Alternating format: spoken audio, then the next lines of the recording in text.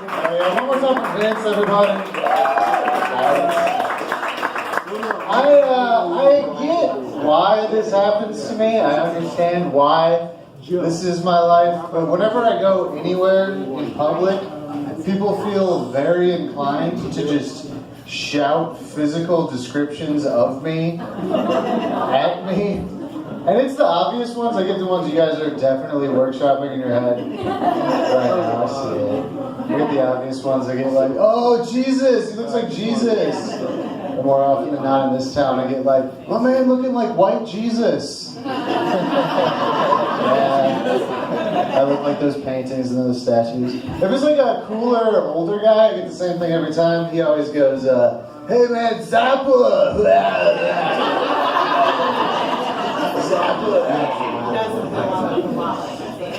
But this thing happened where there was like a 2-month stretch where I wasn't getting the normal stuff.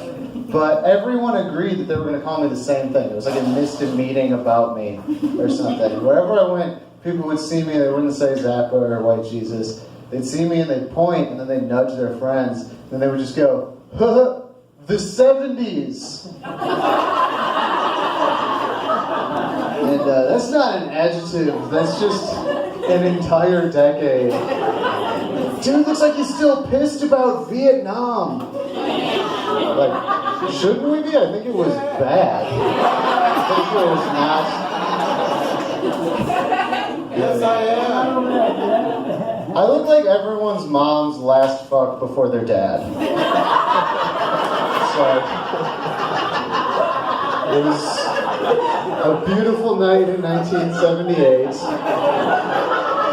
But then I met your father and he provides for me.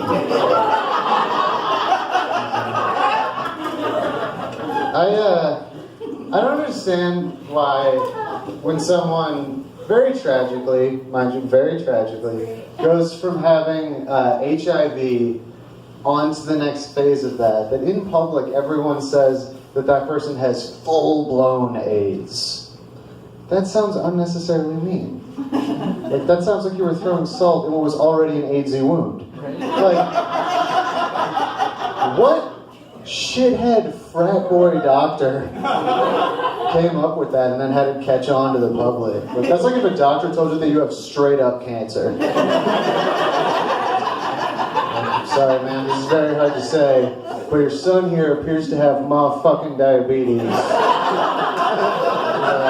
That shit is type 1 as hell, so it's like not looking good for little man. It's not too good. Not too good. I'm broke all the time. It doesn't help being broke. I got my identity stolen. I got identity thefted. Strange choice on their part.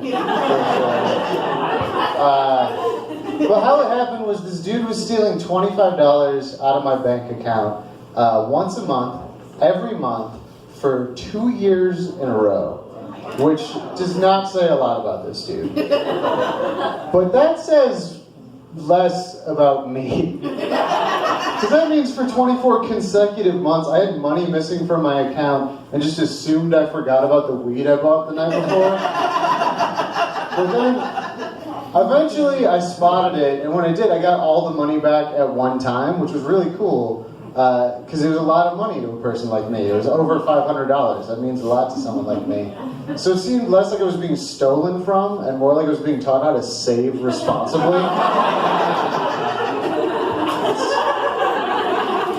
It's not like this guy was a thief, he was just the world's craftiest financial advisor.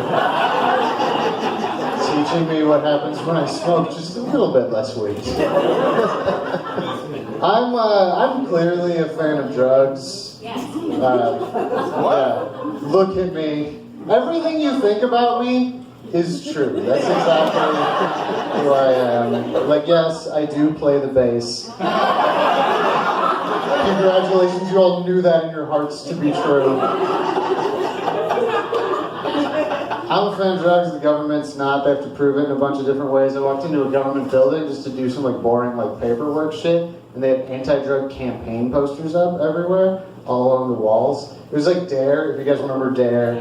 But it wasn't Dare, it was like a bootleg Dare. It was called They Lied. So their whole thing was like, hey kids, you remember all that cool shit you heard about drugs? Turns out they lied to you the whole time. And each poster was a different drug, and they all had a picture on them and then some text explaining like how they lied to you about that one. And the one for LSD, the picture just looked like me when I'm sad. And it said, they told me if I took LSD, all my problems would just go away. They lied! And no one's ever said that before.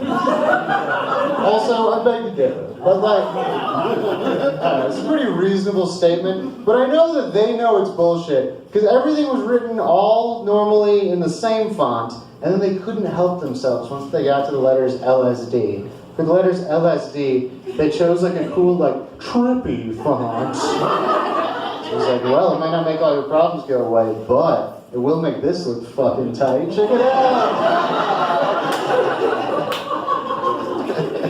They had a whole like slew of other ones too. They had one for Ritalin because they didn't get the Adderall update everyone else got. And it said, they told me if I took Ritalin, I could focus better. They lied. Which is just them saying, hey, you guys know doctors? Fuck doctors.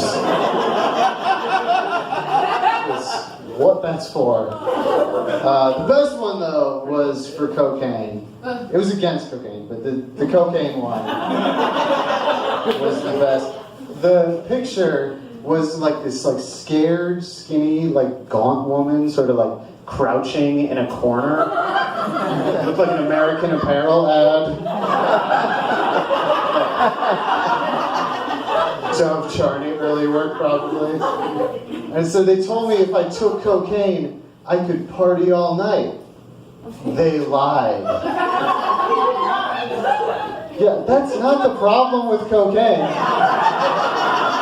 The problem with coke has never been that you aren't partying. Like, it ruins people's lives. You could have said so many real things, like, they told me if I took cocaine, I wouldn't spend such a long amount of time in this public bathroom.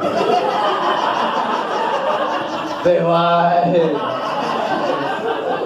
If y'all don't know, coke is just a drug that makes you hold up the line for the bathroom and be confidently wrong about 70s movies for a whole night. Alright, thanks guys. A bunch of Hoffman.